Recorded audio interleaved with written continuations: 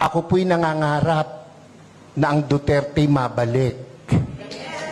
Yung mga hindi pumalakpak, bahala kayo.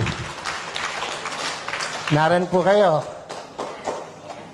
Pansinin nyo, noong panahon niya na nakaupo, mga politiko'y takot na gumawa ng mali. Pati pulis, pati sundalo, takot. Aba, biglang, anong nangyari?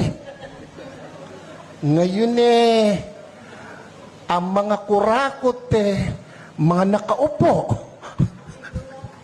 Naran po kayo? Ako, tayo may hindi pinanganak kahapon. Alam natin yan. Bakit ang isang obispo ay sumusuporta sa ganito? Aba, hindi masamang mangarap ng pag-unlad ng pagkakaisa sa bansa natin.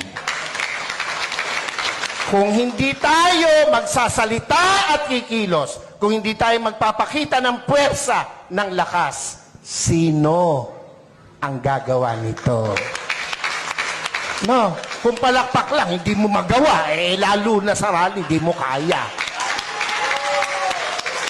Yung makasigaw ng Amen! Oy, iyan yung matatapang. Dapat, ito ang tandaan nyo, ang buhay natin, minsan lang. Pakisabi mo sa katabi mo, mamamatay ka rin. Sabihin mo, malapit na.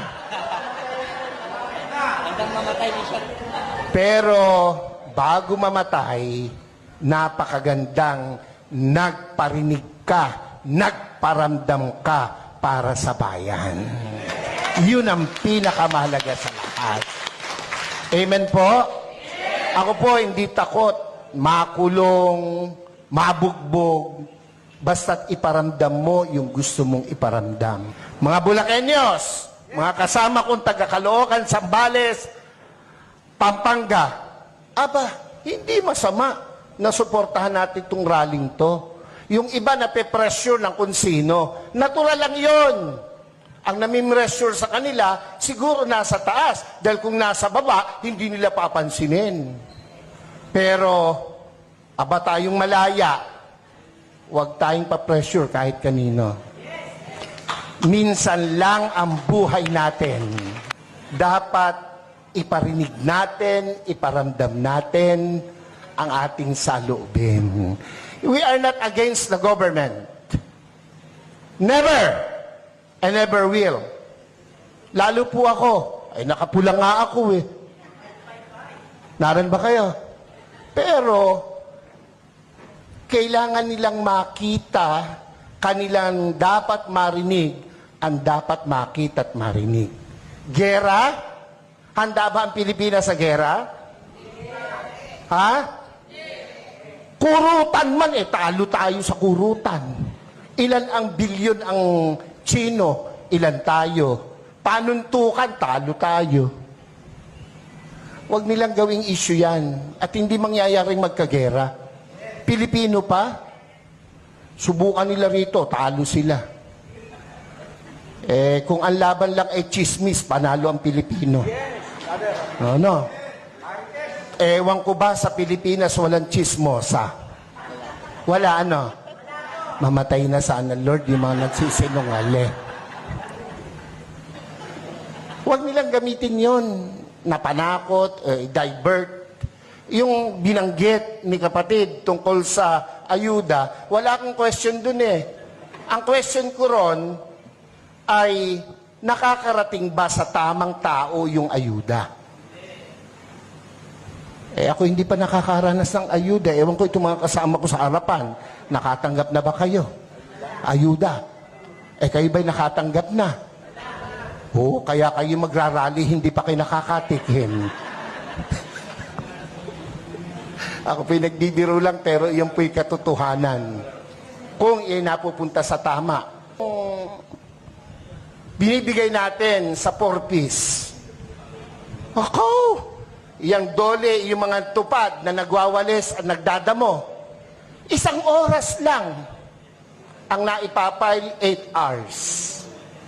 So walang problema ang gobyerno, yung nagpapatupad. Naran po kayo. Yung 4-piece, hanapin mo mga nanay, isinasanla yung card. Nangagsusugal. Hindi ako against dyan, pero dapat tama ang binibigyan. Naran po kayo? Oo. Pag dumaan sa politiko, dole, ang magwawalis, mayayaman pa sa amin. Pero naka-uniform, nasa lilim, nagkikwentuhan. Ang pinagkikwentuhan, ganito lagi. Alam mo ba? Yun mga introduction ng mga chismoso. Alam mo ba? Alam niyo ba? O tango naman. Hindi tayo papayag na hindi natin iparinig, iparamdam, ipakita ang dapat nating ipakita sa bayang Pilipinas na ating minamahal. Ako po, kung matetreten sila sa pagtakbo ng mga Duterte, matreten sila. Bakit? Matitino yung Duterte. Ako po, kahit obispo nung panahong iyan ay lumalaban, ako po'y kasama. Ako po'y nangitim. Ako'y inalukan na maupo sa kabinet. Hindi ko tinanggap. Ang gusto ko'y makita siyang namamahala. Kung anong ginawa niya sa Davao, gawin niya sa Pilipinas. At ginawa niya sa Pilipinas. Mabalik yun, ako po ay matutuwa.